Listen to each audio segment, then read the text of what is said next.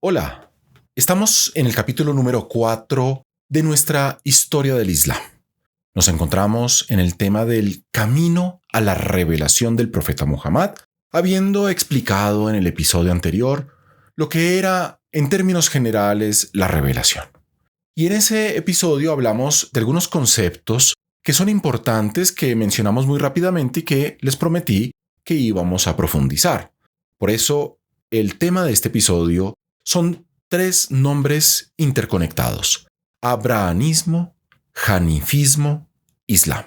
Acá ya entramos de lleno en el nacimiento del Islam. Y vamos a ver en una primera parte a Muhammad y los cultos de la Meca. Después hablaremos en una segunda de Muhammad ante los otros monoteísmos y finalmente hablaremos de Muhammad y la cuestión de la sumisión. Empecemos con la primera parte: Muhammad y los cultos de la Meca. La gran diferencia entre la religión de Muhammad y la que profesaba la mayoría de habitantes de la Meca se encontraba en el rechazo de asociar la creencia de un Dios creador a las divinidades menores tradicionales de los árabes, que eran hijas de ese Dios creador.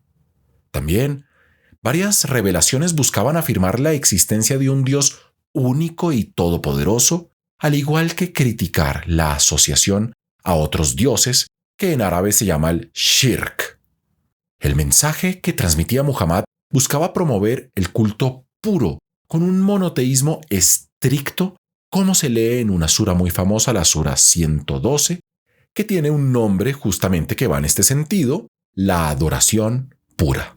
Les cito: Di, Él es Alá, uno, Alá, el Señor absoluto, no ha engendrado ni ha sido engendrado, y no hay nadie que se le parezca. Esa es la sura y es bastante clara, es un monoteísmo. Muhammad, sin embargo, no era el único que profesaba este tipo de monoteísmos. Otros antes de él ya celebraban un Dios único y mostraban una conducta moralista y asceta.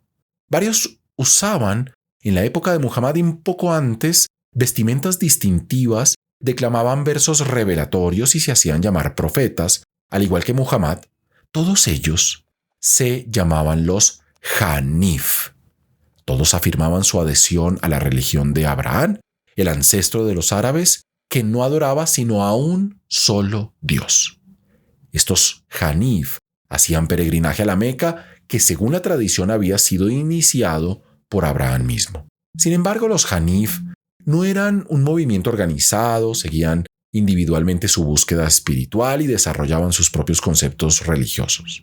Algunos se unen claramente al mensaje de Muhammad, mientras otros lo criticarán por lealtad a la tribu de la Meca, la tribu de los Quraysh. Los guardianes del templo sagrado de la Meca, de la Kaaba, eran entonces esta tribu de los Quraysh, que se convertirían en los grandes rivales del profeta del Islam. Así, vemos que una forma de hanifismo podía coexistir con un cierto politeísmo, con una cierta adoración de varios dioses en el momento en el que inician las revelaciones del profeta, y esto iba en contra de las predicaciones de Muhammad.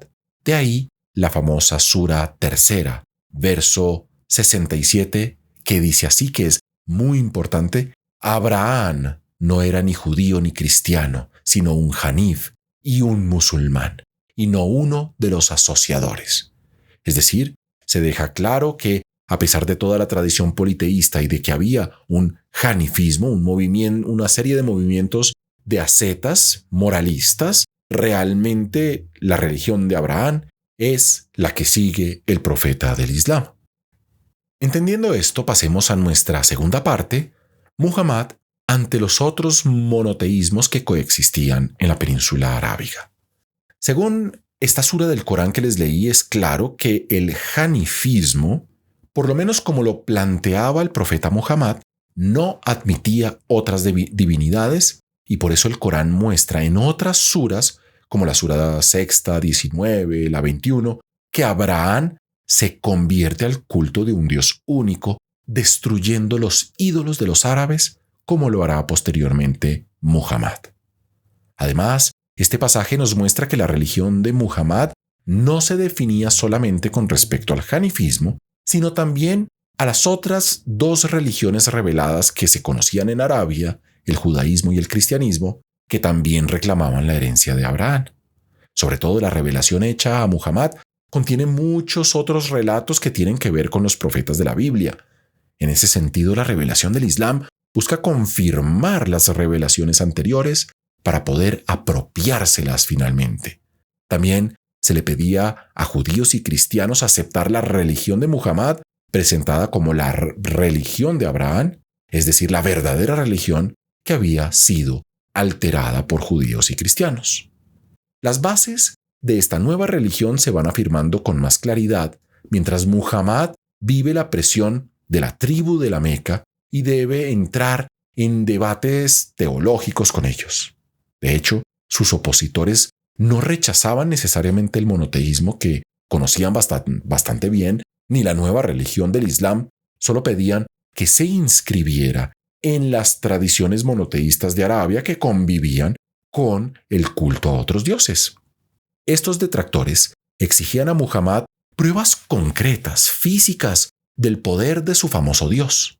De ahí la Sura 17 del verso 90 a 93, que dice así: Y dicen, no creeremos en ti hasta que no hagas por nosotros que surja un manantial de la tierra, o poseas un jardín de palmeras y vides, y hagas nacer entre ellas ríos que fluyan, o que hagas caer del cielo en pedazos sobre nosotros como afirmas, o traigas a Alá y a los ángeles por delante, o poseas una casa de oro o subas al cielo, y aún así no creeríamos en tu ascensión hasta que no hicieras descender sobre nosotros un libro que pudiéramos leer.